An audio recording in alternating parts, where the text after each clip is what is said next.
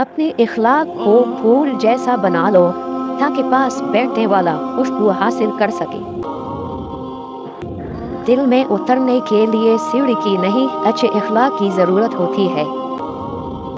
जमीन के ऊपर आजिज़ी से रहने वाले जमीन के नीचे सुकून से सोते हैं। अपने आखिरत की फिक्र खुद करें। आज जिंदा को कोई नहीं पूछता, कल मट्टी के ढेर को कौन पूछेगा। जेब भारी हो तो दुश्मन भी खताएं माफ कर देते हैं, और जब हाथ खाली हो तो सगे बहन भाई भी सलाम नहीं करते। जब नियत कुछ और हो और अमल कुछ और तो किस्मत कभी नहीं बदलती। हम अपनी नियत लोगों से छुपा लेते हैं मगर अल्लाह से नहीं।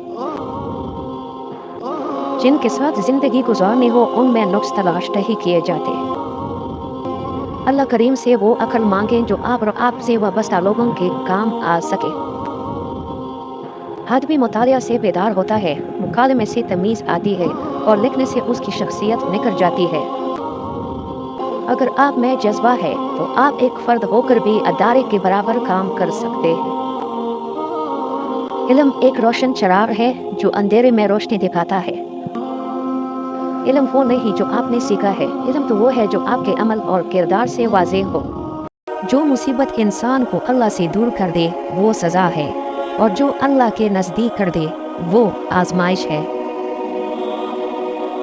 इंसानियत बहुत बड़ा खजाना है, इसे लिबास में नहीं बल्कि इंसान में तलाश करो। तुम किसी के साथ भलाई करो, तुम्हें इसका बदला बुराई की सूरत में मिले तो समझ लो कि तुम्हारे नेकी कबूल हो गई है। के बुरा कह देने से ना हम बुरे हो जाते हैं ना अच्छे, क्योंकि ज़बान से शख्स खुद का ज़र्फ को दिखा सकता है मगर दूसरे का अक्स नहीं।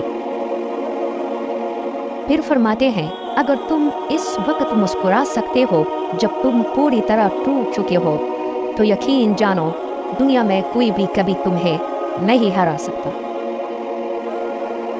दोस्ती करना इतना आसान है जैसे मट्टी से मट्टी पर मट्टी लिखना, मगर दोस्ती निभाना इतना मुश्किल है जैसे पानी से पानी पर पानी लिखना।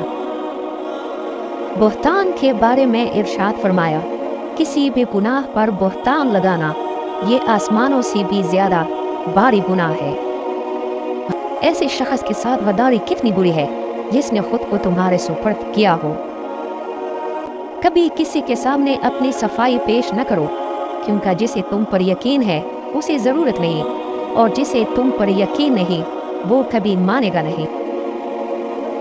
दोस्ती का भरम सिर्फ वो लोग रख सकते हैं जिनके वजूद में समंदर जितना दिल हो। सिर्फ दो लोग मुकद्दर वाले होते हैं, एक वो जिन्हें वफादार दोस्त मिलता है और दूसरा वो जिनके साथ माँ की दुआएं होती है। जिसने अपनी परेशानियों को लोगों पर जाहिर कर दिया तो गोया वो अपनी जिल्लत पर राजी हो गया।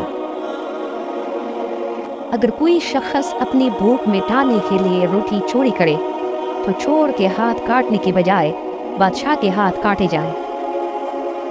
रिज़्क के पीछे अपना ईमान खराब मत करो, क्योंकि रिज़्क इंसान को ऐसे तलाश करता है जैसे मरने वाले को मौत।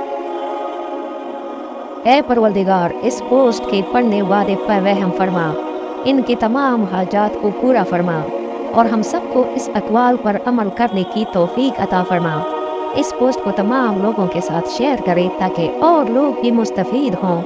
मज़ीद पोस्ट देखने के लिए चैनल को सब्सक्राइब करें। वीडियो देखने का शुक्रिया। अल्लाह हाफ़िज़।